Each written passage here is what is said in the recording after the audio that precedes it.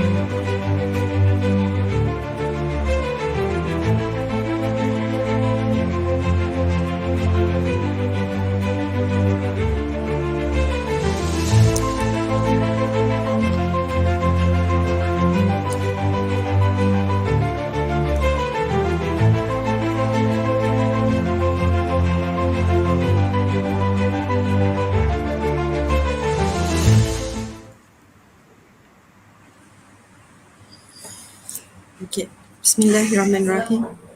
Assalamualaikum warahmatullahi wabarakatuh. My name is Nadia Syaira binti Syafi'i, your Master of Ceremony for today. Ladies and gentlemen, welcome back to the second day of the second International Conference on Biomedical Engineering and Health Sciences 2024. I hope that everyone is ready for another insightful day at our conference.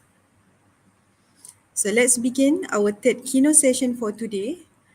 We are delighted to introduce our moderator, Associate Professor, Engineer, Technologist Dr. Asnida Abdul Wahab, Director of Department of Biomedical Engineering and Health Sciences, Faculty of Electrical Engineering, University Technology Malaysia. Dr. Asnida will guide us through this session. also introduce our honorable keynote speaker, Professor Dr. Komo Taksim Ching from the National Chung Sing University, Taiwan. Please welcome Dr. Asnida. The floor is yours. Thank you, Dr. Nadia Shaira. Assalamualaikum and a very good morning to our keynote speaker, ladies and gentlemen, distinguished guests, esteemed colleagues, and to all participants of the Second International Conference on Biomedical Engineering and Health Science 2024. I'm Asnida Abdul Wahab, your moderator for third keynote session, and it is my absolute pleasure to welcome all of you to the second day of ICBMEHS 2024. We are about to listen from one of the foremost experts in the fields of biomedical engineering, our keynote speaker, Professor Kongo Takching Singh. He has made significant contribution to the fields of biosensors and assistive device, both of which are the cutting edge of technological innovation in healthcare. His pioneering work has not only advanced research but also brought practical solutions that have improved the lives of many. Allow me to give a brief overview of our keynote speaker. Professor Dr. Kongo Takching Singh is a researcher and a professor in biomedical engineering with significant contribution to biosensors, biomedical, in electronics and assistive healthcare technology. He holds a PhD in bioengineering from the Strathclyde University, United Kingdom, and currently works at National Chung Sing University, Taiwan. His research focuses on bioinstrumentation, AIoT healthcare, and non-invasive biomarkers extraction. Professor Kongo has secured over 42 external research grants and has led projects in biosensor, bioimpedance analysis, and assistive device for stroke rehabilitation. He has also served as a visiting professor and consultant internationally. His numerous awards include the American Da Vinci Global Innovation Technology Award and the Best Academic Service Award from National Chung Sing University. He is active in international conference as a keynote speaker and session chair and has authored publication in high-impact journal across the biomedical engineering spectrum. And today, Professor Kongo will be presenting his research on impedance sensing and machine learning for detection in various fields. In this session, he will take us through the development of impedance sensing technology, which has brought revolutionary changes in many fields and solved many problems, which I am certain will leave us with valuable insights. To all audience, you may ask any question to our keynote speaker using our platform, Facebook and YouTube. So without further ado, please join me in welcoming our distinguished keynote speaker, Professor Kongo Takching Singh. Professor Kongo, the stage is yours. Thank you. Yep, thank you so much. Thank you so much for the chairman.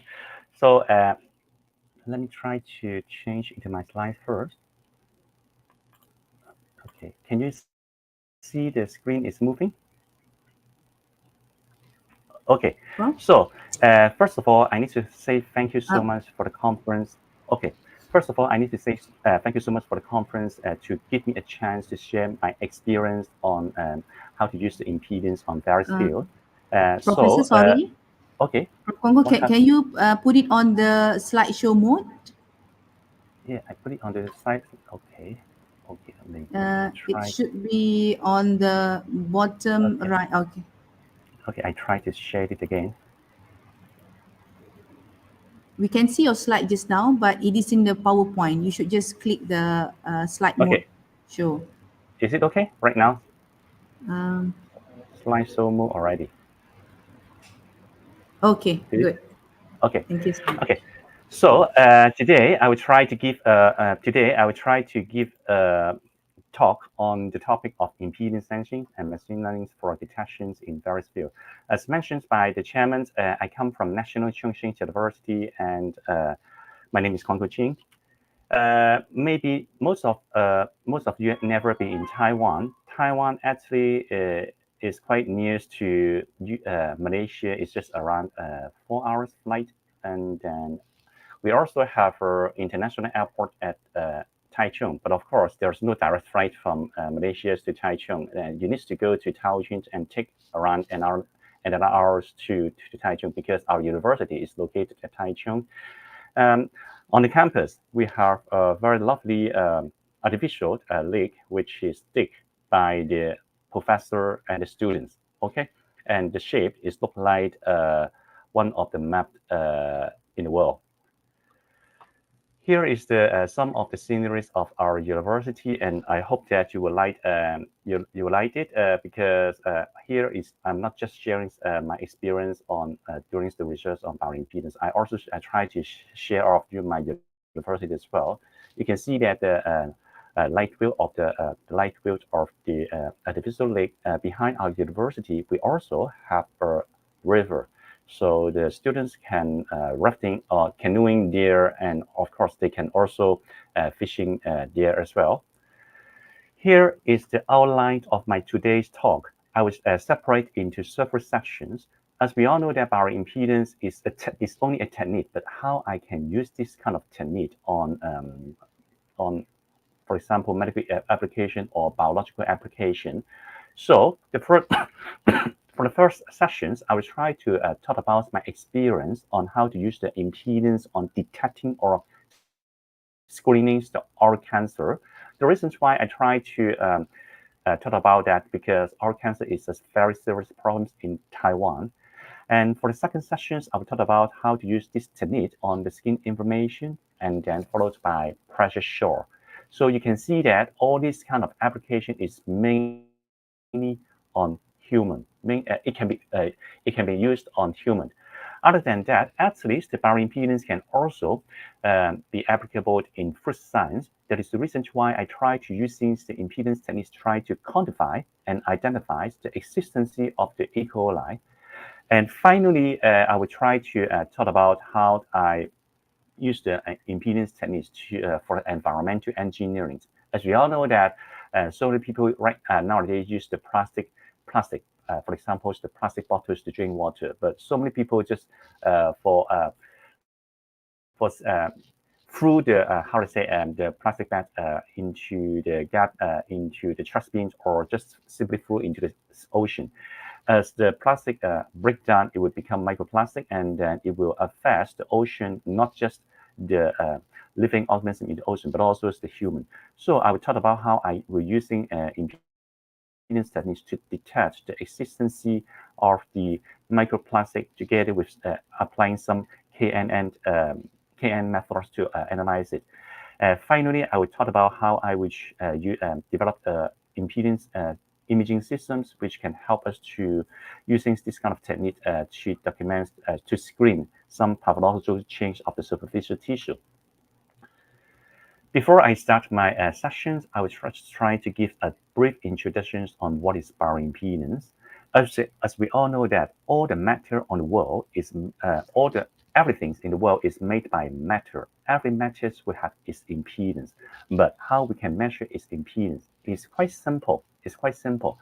We just simply inject a constant AC current into that matter and try to measure the voltage inside, and then by the use of the Ohm's law, V is equal to IC, then we can calculate its impedance. It's quite simple. So right now, I'll try to talk some of the existing applications of the bioimpedance on the clinical. In the past, if we want to measure our body fat, we were using this kind of body fat meter.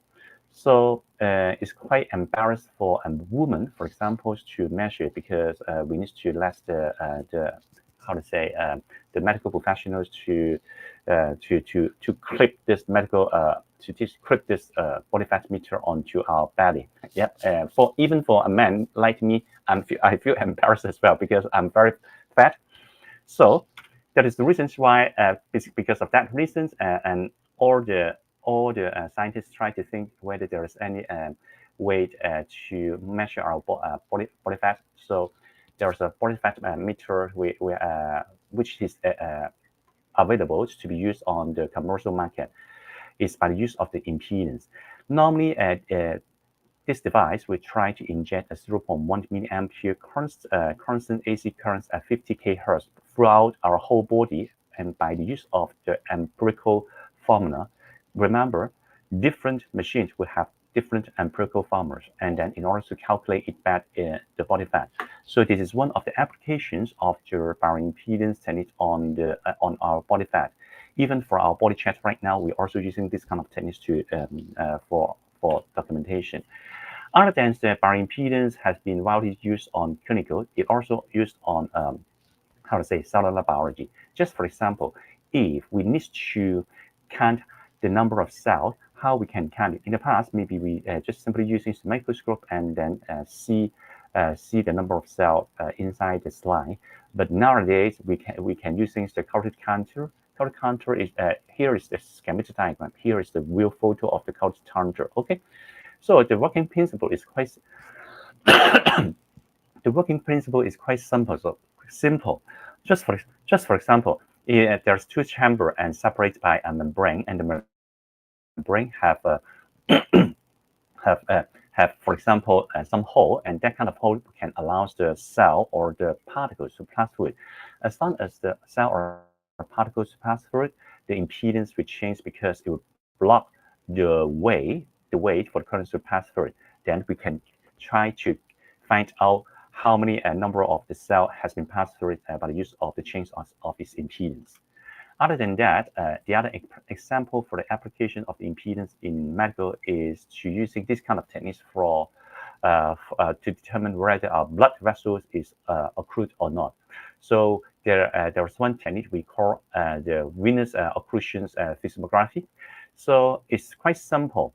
For the people, they lie down and using a cuff on the side, and then when they inflate, the lesser and lesser blood can go inside, and all the blood is stayed inside the shunt. So you can see that when it inflates, more and more blood go into the shunt, and then because the blood have a lot of ions, that is the reason why the impedance will drop. But if it is totally tight, no more blood can go into the shunt, then the impedance will keep constant. Once we try to deflate the cuff, a lot of blood will go back into our body. So lesser and lesser blood will be on the shunt. That is the reason why the impedance will go up. So based on these diagrams, we can find that the inflow rate actually can be used to document our artery conditions, and the outflow rate can be used to document our deep venous deep vein condition. So this is the technique nowadays still using in the clinic. Other than that, impedance can also be used to measure our stroke volume. As we all know, that it's quite difficult to measure the stroke volume directly. That is the reason why we need to indirectly to measure the stroke volumes by the use of the impedance cardiography. So last but not the last, the bioimpedance also been used to screen, the breast cancer. Okay, so here actually Siemens have developed a device, Transcend TS2000, which is adjacent to the mammography. Their technique is also using the impedance technique as well. So why we can use the impedance on our human body or on documentation of our healthy? Because I need to talk about the basic unit of our human body first. The basic unit of our human body is constructed by the cell, and the cell have the cell membrane. Let's say in front of you is the cell membrane. The cell membrane have the lipid bilayer as well as the protein channel. Normally, the protein channel, if they open the cellular fluids can go in and out freely. So it just looks like a resistor. If it open, more currents can flow in. If it close, lesser currents can flow in or flow out. So it just looks like a resistor. But how about for the lipid bilayer? Lipid bilayer. The lipid bilayer actually can only allow the AC currents to pass through, but not the DC current. So if you try to find the passive components which can represent this kind of phenomenon, a capacitor is the best representative. That is the reason why we can simply using a capacitor in parallel with a resistor which can represent the cell membrane. So how about for a cell? So it can be represented by this simple equivalent circuit diagram. To further simplify it, because most of the times the membrane conductance is very, very low. So that is the reason why we can simply ignore the resistance of this membrane. So after simplifying of this equivalent circuit, it can be represented by this simple equivalent circuit. So in the future, when we try to analyze our cell, it can be analyzed by using this kind of equivalent model. So right now, I will talk about how I will use this impedance on documenting the oral cancer. As I mentioned before, the reasons why I document the oral cancer using the bioimpedance, and this is because that oral cancer is the 6th most frequently occurs cancer all over the world. So that is the reasons why we need to pay attention on it. And the most important thing using this kind of techniques to conduct the research in Taiwan is that Taiwan have big problem because of some habit eating the bitter, and that is the reasons why 160% increase in the past decade. So let me show you some photo. For example, if you see the tongue like this, possibly you will know that there may be something happens for this patient's tongue, and then you will go to see the doctor. But when you see your tongue have a white spot, maybe you just think that maybe in the past few days I eat a lot of deep fried food. That's why I have that kind of thing. That is the reason why most of the time it's quite easy. We we missed the times to know that we already suffered from cancer. This is because most of the time, whether we think that we are suffering from oral cancer or not, it's just simply by visual inspection. Because of the visual inspection, that's why diagnosis delay is quite easy. In my study, I tried to using the impedance analysis to measure the impedance of the oral cancer tissue as well as the oral healthy tissue, and we developed a probe which will be used for all the measurements. As I mentioned before, excuse me. As I mentioned before, a cell can be simply represented by this equivalent model, and its mathematical equation is look like this. So let's say if I try to inject a current, and that current with the frequency of equal to 0, then it means that all the currents can flow in this pathway because the capacitor not allow DC currents to pass through it. It means that all the impedance measured at 0 Hertz actually is trying to measure the extracellular resistance. So how about in our study, we try to measure at 20 Hertz, okay?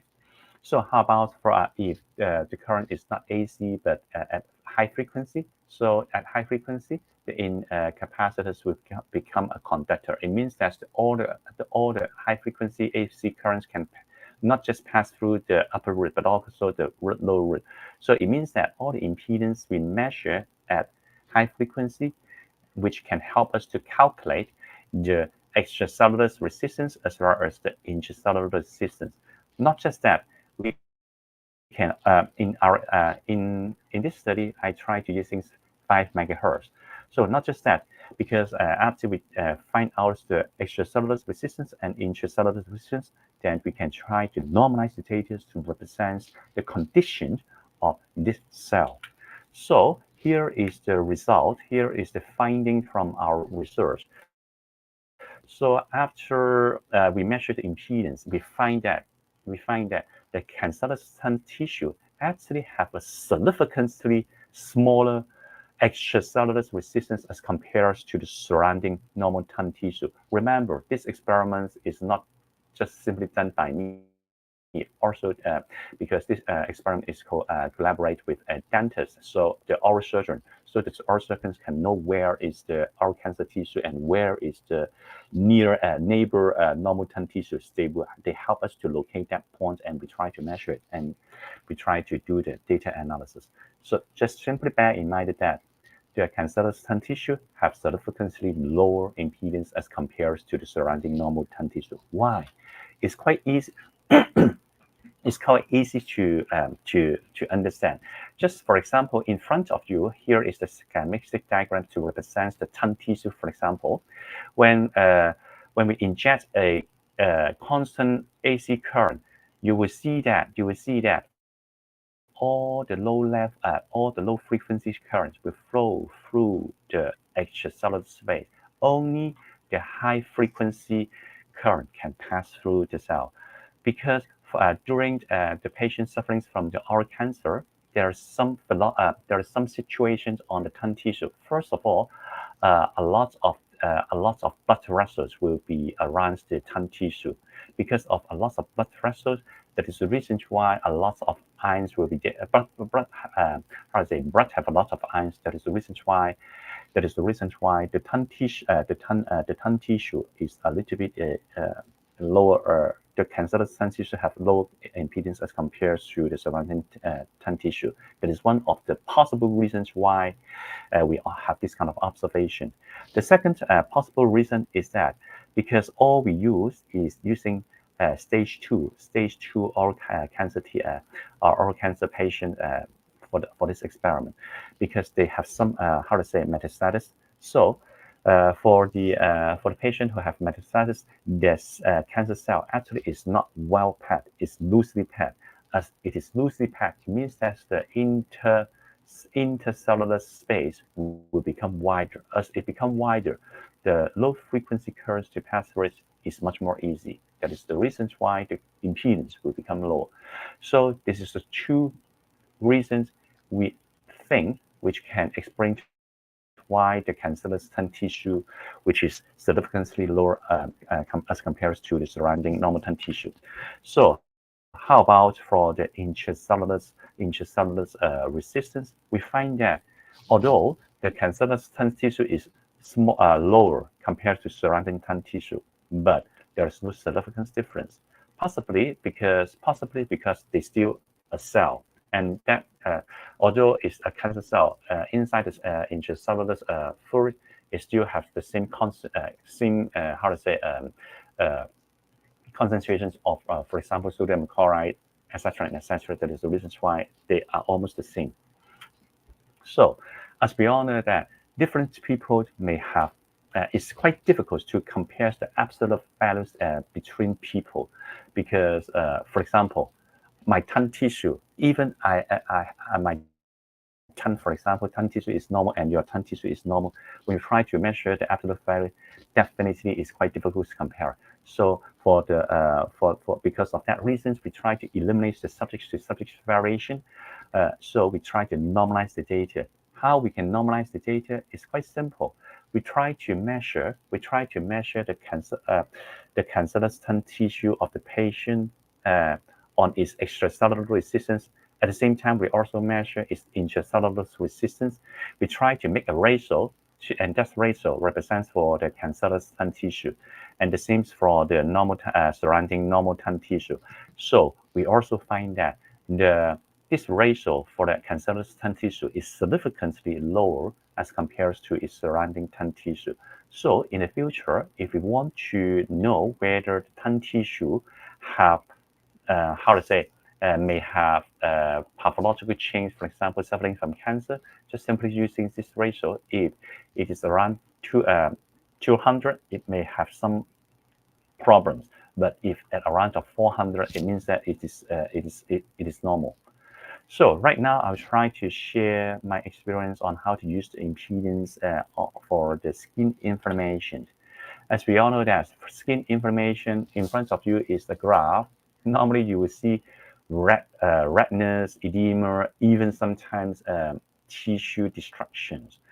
Normally, when we see this kind of situation, we know that the skin have problems of either skin inflammation or the other kind of skin diseases.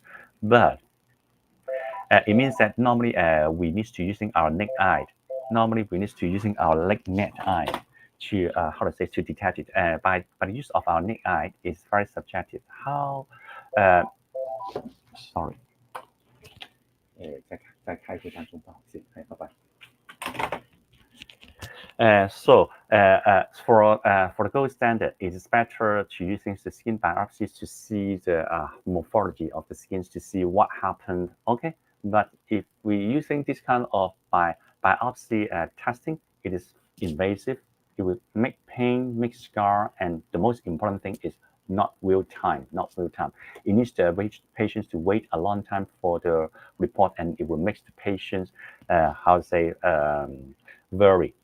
So that is the reasons why we try to develop a method by the use of impedance, because impedance method is non-invasive and it is real time.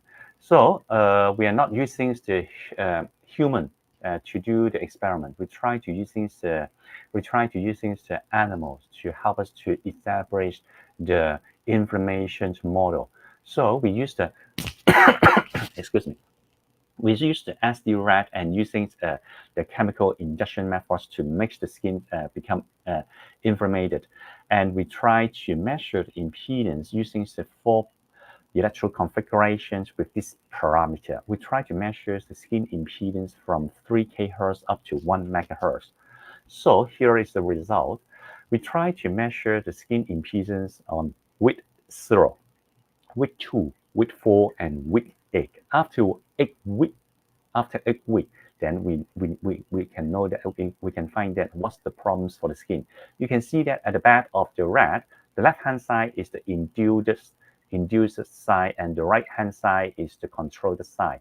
After 2 weeks of chemical induction, you can see some redness appear already, a little bit mild redness. Okay, after 4 weeks, you can see a moderate mild redness. Even you can see some cracked skin, and after 8 weeks, moderate redness and cracked skin. But for the control side, it's still normal. Okay, and throughout the 8 weeks of the experiment, the rat is very healthy. It's still very healthy, except the skin is inflamed, no loss on its weight. So, in order to know this chemical method has induced the skin suffering some skin inflammation or not, we try to do some histopathological study on the inflamed skin. In front of you is the controlled side. The controlled side, it means the healthy side. You can see that the histopathological findings show that all the skin still healthy, but not for the inflammation side. Okay, for the inflammation side, you can see this arrow here have some minimal ulceration and even some cell infiltration as well. This proves that the skin is undergoing inflammation. So what we measure on the impedance on this area represents the impedance of this inflamed skin. Okay, so we right now I will talk about the impedance data. Okay, so for the impedance data, you will find that on week 0, we try to measure the impedance from 3 kHz to 1 MHz. Okay, so on week 0, you can find that the inflammation site and the control site is around here. It means they have similar impedance at that period. But after 4 weeks of the inflammation, you will see that it dropped a little already, and then after 8 weeks, it dropped more as well. So you can know that it means that the inflammations will let the impedance drop. And throughout this impedance spectrum, we have find 2 characteristic frequency. One is at 4.5 kHz, and the other one is at around 48 kHz. Okay, so as I mentioned before, in order to eliminate the animal-to-animal variations by just simply using the absolute impedance value, we try to normalize the data. What does it mean, normalize the data? We try to measure the inflammation site and measure the impedance at 4.5 kHz and also measure at 48.3 kHz and try to make a ratio to normalize the data. Then we can compare the data later. And right now I will talk about why the inflammation skin will have low impedance compared to the healthy to control site. Because during skin inflammation, some of the skin has been break down already. It means that some cell is destroyed already. As the cell is destroyed, the cellular space will become bigger. the impedance, of course, will become lower. Okay, so this may be one of the reasons why the impedance for the information scheme is lower compared to the controller side.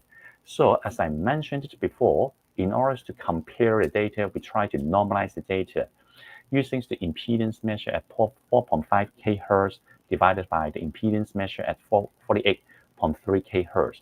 Then you can see this interesting diagram.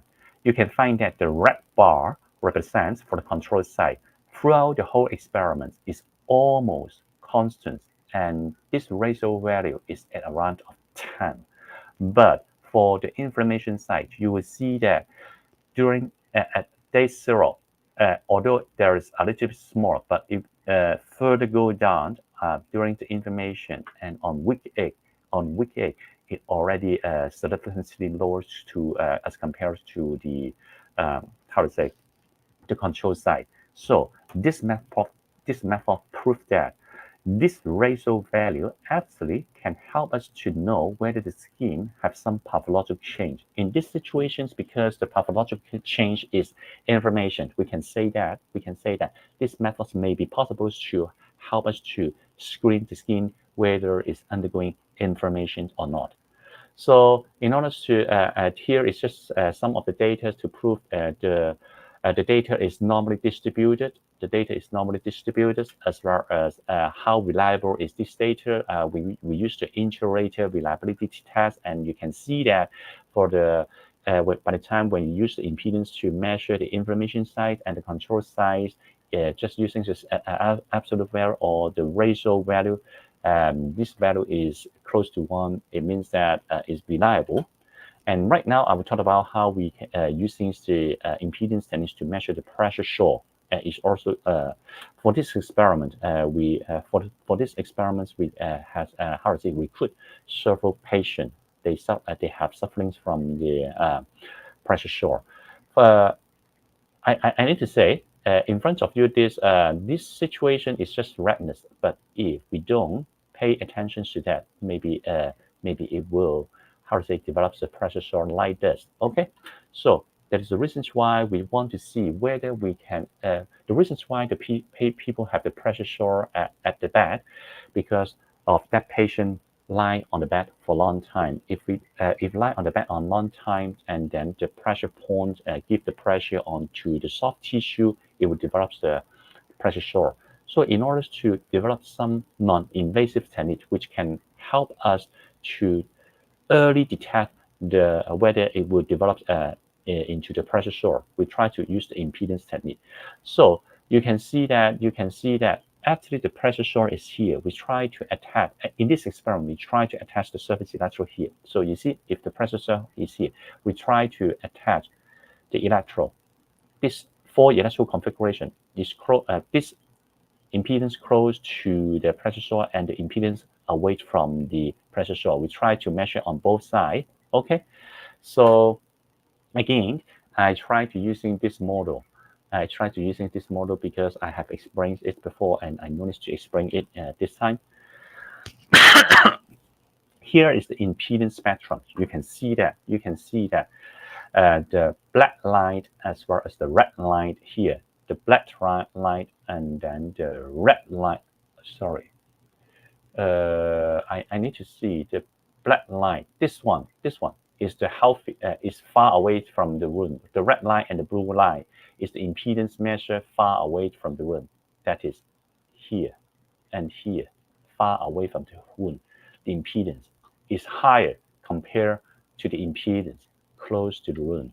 And through statistical analysis, I find that all the impedance measured within this frequency range actually has significant difference. And what is this frequency range? Is at about 33 Hz up to 125 Hz. Which is in low frequency. What does it mean? It means that low frequency can impedance measurement can help us to document the pressure shock. So here is the schematic diagram to tell us why the impedance can the impedance are close to the wound have low impedance as compared to the impedance far away from the wound.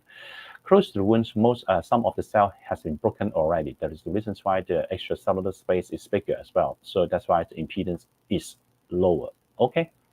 Other than that, we also try to measure its extracellular resistance as well as intracellular resistance. Okay. So if the wound is here, the extracellular resistance close to the wound is significantly lower as compared to the impedance far away from the wound. So the explanation tells you already.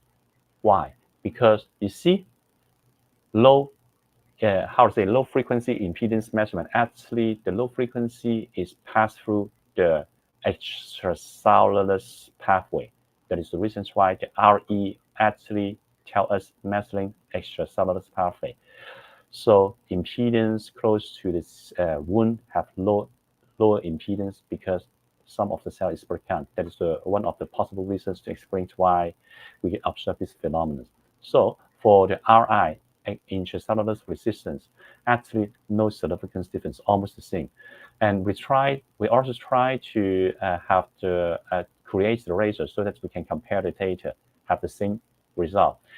The impedance, the ratio close to the pressure shore actually is significantly lower as compared to the ratio far away from the pressure shore. So it means that in the future, if we try to measure using these ratios to measure the high potential to sufferings from the pressure source site, if we find that the ratio is close to 1,000, it may have high chance to develop as a pressure shore, because the normal site is around 4,000 for this ratio.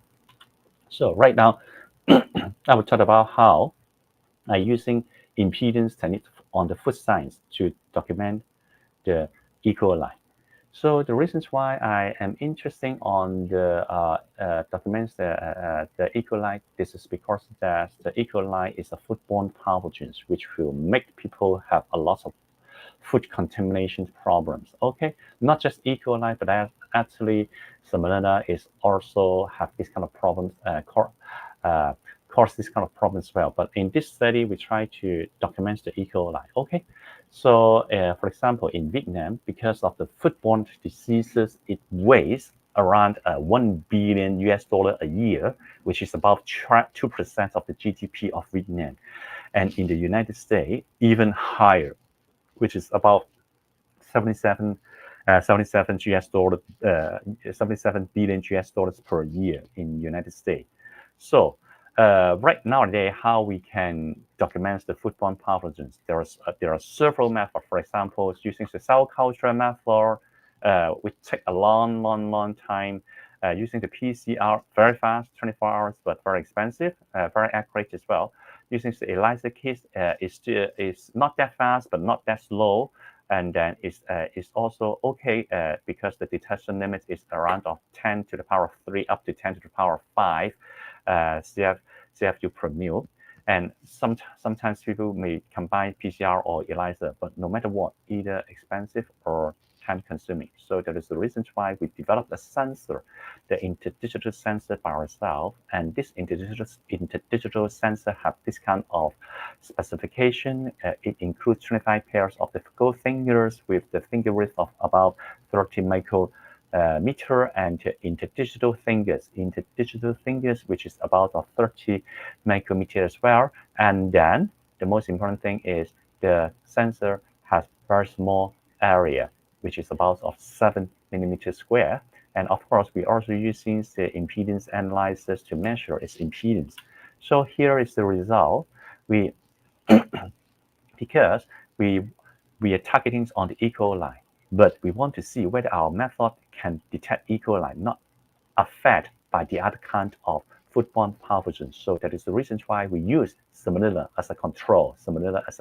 Okay, so we try to measure the impedance spectrums of the E. coli as well as the impedance spectrum of the Salmonella, and we find that characteristic frequency and identification frequency, because in this study, we want to identify the existence of the E. coli and try to quantify how the amount of the E. coli as well. We find that 7.6, around 7.69 megahertz, which can identify the E. coli, which is E. coli, but not salmonella. Okay, so other than using the impedance spectrum, we also measure the capacitance spectrum. We also find the same frequency, 7.69 megahertz, which can identify the existence of the E. coli as well. Why? I said this is the characteristic frequency. So I will try to plot this graph for you. So the impedance measure the salmonella, E. coli, as well as DDI water at 7.69 megahertz. No matter how we change the concentrations for the E. coli or the salmonella, you can see that the E. coli is around here, and the salmonella is around here, and the DDI water is around here. So you see it's separate already. So it means that as long as we measure the sample, and that sample have the impedance at about 25 kHz, measured at around 7.69 megahertz, there is the existence of the E. coli already. Other than the impedance, the capacitance have the same. No matter the concentration change on the E. coli is around of here, it's separated already. So we try to using statistical analysis to see whether there is significance difference. Yes, there is significance difference. You can see that the E. coli have significantly higher impedance as compared to the DDI as well as the salmonella, and the same for the capacitance as well. So what does it mean? It means that in order to identify whether the E. coli exists or not, we need to using the impedance measurement as well as the capacitance measurement measure at 7.69 megahertz with the value of about 25 k as well as about 1.2 nanofarad. It means that the E. coli exists already. So after we identify the E. coli, we try to quantify what's the amount of E. coli inside.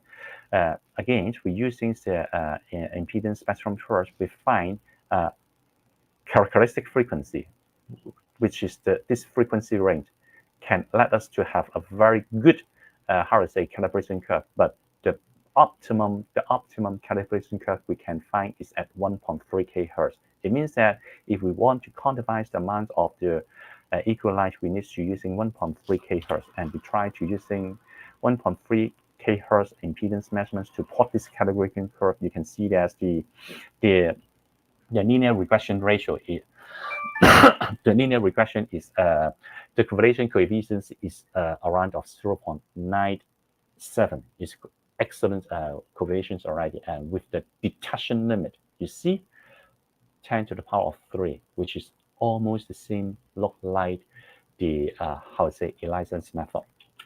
So again, we try to see the repeatability, how good is the repeatability. Is still acceptable, but not that good, but acceptable, because the maximum relative standard deviation is at about 20%. Okay, is of course it can't replace, but at least we can using this kind of method and go to, for example, a swimming pool or some drinking water to have the on-site testing. It will just give you the result maybe 10 seconds. If this sample is suspected to have the E. coli, then just take it back to the lab and do it. It's just a screening method. Okay. So right now I will talk about how I will use this impedance method to measure the microplastic, which can be used on the environmental engineering, and try to combine with some KNN algorithm. Okay. So as we all know that nowadays so many people using plastic. Okay. Around 400 million tons has been produced, plastic products produced in 2016.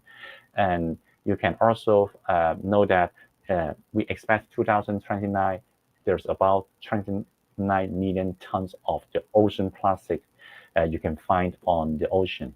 But when this kind of ocean plastic break down, it will become microplastic, and the microplastic will be eaten by the fish, and human eat the fish. It means that at the end we get this microplastic, and this microplastic actually is not good for our human body. Okay, has a lot of problems. It may how to say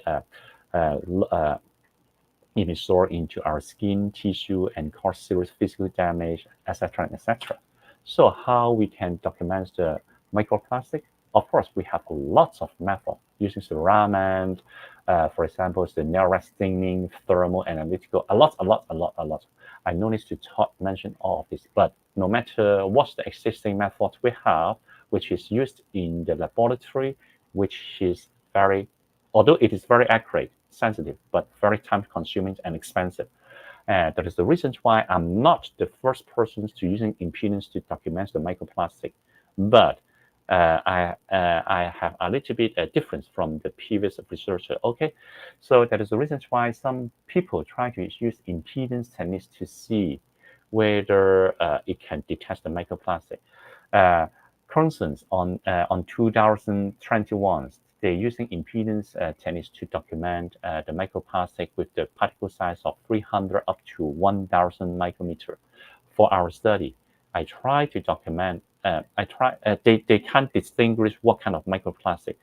For my technique, I try to document what is this plastic, and then how.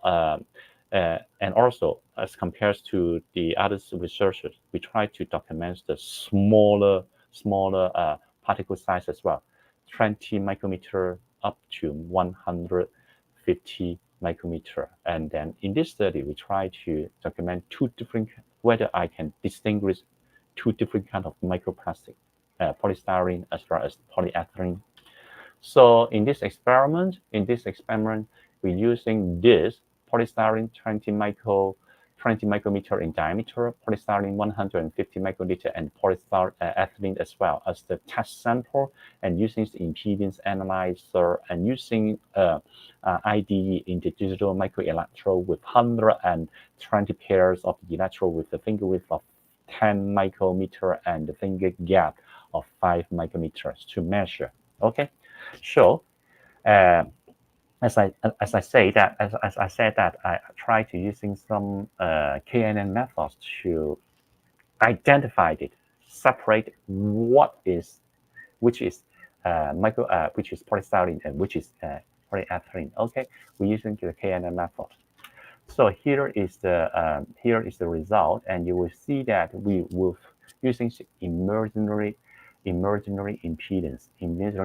As we all know, that microplastic have a lot of physioelectric properties. That is the reason why we try to measure the impedance on the imaginary part, but not the real part. Okay, for the imaginary part of the impedance, we find some pit here. Then we try to enlarge for you to see. You see, here is the enlarge, and you can see that here is the polystyrene at 20 micrometer, 150 microliter, and then polyethylene. So you can see that no matter different kind of the microplastic or different size, they have the similar pattern and they have the similar turning point as well. So we find two characteristic points. One is at 7 megahertz and one is at the 8.5 megahertz. So we try to using these two to make a self normalization, because the sample sometimes has a lot of interference. We try to normalize the data so that we can compare. Okay, after we normalize the data, what does it mean? We have the sample. We try to measure the emerging part of the impedance at 7 megahertz and also at 8.9 megahertz and make a ratio of this. Then here is the result. You can see that for the PBS, it means the control.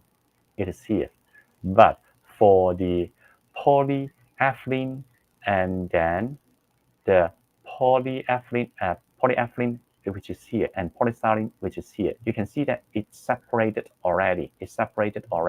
No matter its concentration change, is still around here. Okay, so so right now I will try to show you another answer, another finding. So for the pure, we can separate, But right now, if we try to mix together, for example, polyethylene 20 micrometer together with polyethylene 100 micrometer, we try to mix, we can't separate it anymore. So it means that this technique, if we just simply using this kind of ratio, which cannot help us to identify what it is.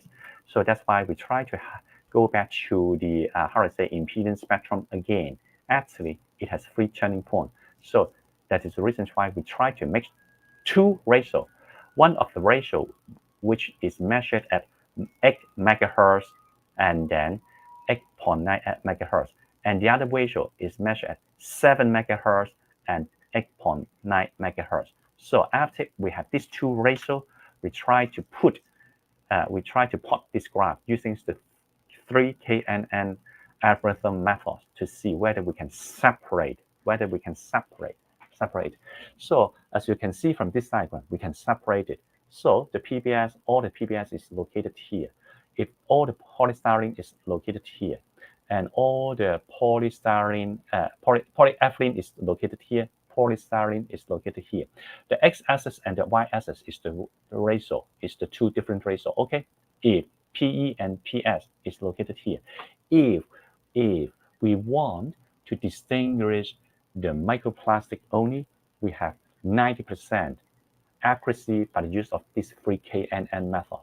If we want to distinguish the microplastic together at the same time on its size as well, the accuracy dropped to 75%. But at least we proved that the impedance measurement combined with some algorithm, KNN algorithm, which can help us not just identify the microplastic, and also can help us to know the size as well. So right now I will talk about our impedance imaging systems. So here is the architecture. We have the probe, we have the multiprocess circuit, we have the impedance readout circuit, we have the microcontroller to process the data, and then to the wireless systems to transmit into the computer. The computer have our developed software to image, to convert the data into the image. So here is the hardware, the software written inside here. We're using that wheel to do it. Okay. So here is the probe. The probe have 256 gold electrode. Okay, every 4 electrodes will form a measurement area. Okay, so it means that the resolutions will be 8 times 8. Okay, so here is the software we have developed. We try to convert all the impedance measurement readings into the image, gray color, and then you can see that we also have the histogram. As long as the histogram within these 2 lines, it means that all the measurement is normal. Outside these 2 lines is abnormal, and also have the coordinates to let you know where is the location as well. So just how accurate is the systems? We try to compare our systems with the precision impedance analyzers. The maximum percentage error is less than 0.5% only, and we're using the BA port and all within the standard deviation. It means accurate. The device is accurate. We try to see whether our system can quantify and localize the change. So we use the agar shell. Okay, here is the control. The agar shell dig a hole and then we fill the hole with the agar gels without sodium chloride. This agar gel with sodium chloride. This hole without sodium chloride, and here have sodium chloride. Here with the same sodium chloride, but here have more sodium chloride. No, here have no sodium chloride. Here has more sodium chloride. Okay, so after we put this, the agar shells onto the electrodes, then the probe, we can find that it can localize and also quantify as well. We also using the Proxal skin as well as the Proxal tone. It can also documented. The pulsar skin, we're using the hot rod to make a scar, and the scar actually will make it become the dead tissue, the scar. Okay, the impedance definitely is high, so that's why it can localize it. So here is all the reference I has been, is all my published paper, which is related to what I have, how to present today. And then finally, I need to say thank you to the National Science and Technology Council and to hospital as well, because they give the funding and they give the locations for me to do the experiment, and also needs to thanks for the local collaborator as well as my students as well. So before I end my how to say presentation, I hope that I can have collaborations with all of you, because as you can see this diagram, I am this small gear, but with the collaboration with all of you, so we can have maximum power. Okay, so it means that collaboration is everything. So thank you so much for my talk. Thank you. Thank you so much, Professor Congo, for a very insightful talk about bioimpedance sensing and integrations of machine learning in various applications. Based on your presentations, I think most of us, the audience, knows that previously bioimpedance are used mostly for the fat measurement. But Yes. now we know that it's beyond that, and there are a lot more to be explored using bioimpedance. All right, Yes. so now let's go to the questions and answer session. We do have few questions from the audience, Prof. Okay, so the first one from Dr. Ikwan Jamaluddin. The question would be, how does the Coulter counter distinguish between different types of cell in a suspension, given that it mainly measures changes in electrical impedance? Okay, just for example, if we try to measure the red blood cell and the white blood cell, okay, so the red blood cell and red blood cell have different diameter. Red blood cell is smaller, red blood cell is bigger. So if you still remember on the slide I saw, there's a membrane trying to separate the two chambers. The membrane have different pore size. So first of all, we will using, for example, if we're using the small pore size only allows the red blood cells to pass through it. So it means that all the cells to pass through it is red blood cell, and then it can count it. So after that, they can count using the bigger size. So that's the remaining, which is the red blood cell, for example. So in order to distinguish what it is, we mainly based on the membrane. As well. I see. Okay. So it based on the membrane size, Yes, then you can membrane size. differentiate between the pore Okay, size. I see. All right. So next question is from Dr. Faiz.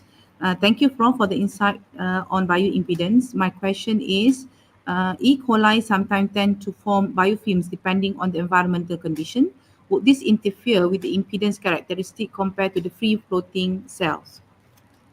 I think so.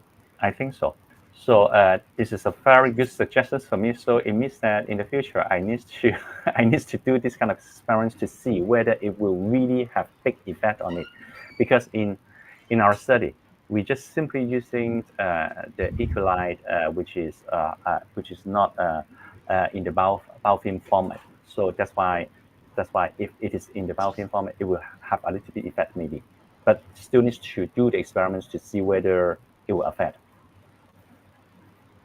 Okay. Do we have more questions? Okay, one more from Dr. Raimi. May I know how low membrane conductance contribute to the negligible RM, Oh, resistance of material, I think? should we say like that? The membrane, because most of the time, if the protein, if the protein, the cell membrane have the lipid bilayer and the protein channel, most of the time the protein channel, let's say, is closed, then that means that the RM definitely is very high.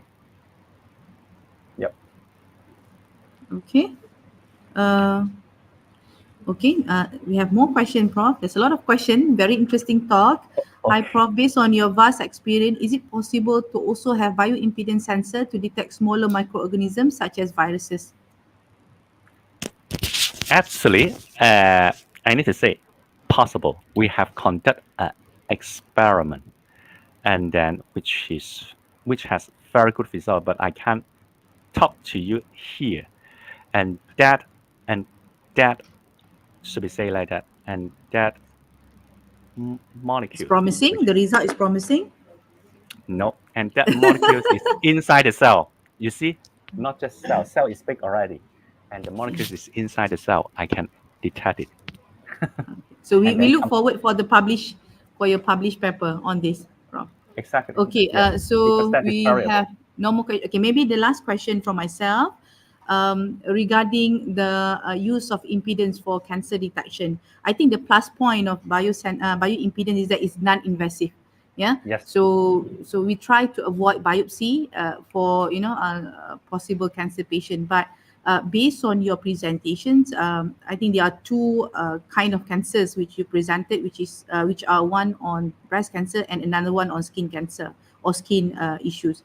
Is it possible to also use bioimpedance for other types of cancer like lung cancer or other internal organ cancer? Is it possible, Prof? and which is excuse me, which is possible, but it will make it become invasive. I need to say the impedance method, for example, for the breast cancer, actually is not conducted by me, it's Siemens. Siemens, they're using this kind of technique. So breast cancer is possible, but for the lung cancer, may be possible, because we can use things the EIT method, electrical impedance tomography. So it's also impedance. Then you can see based on the image to see whether they have some problems there. Yeah. Okay.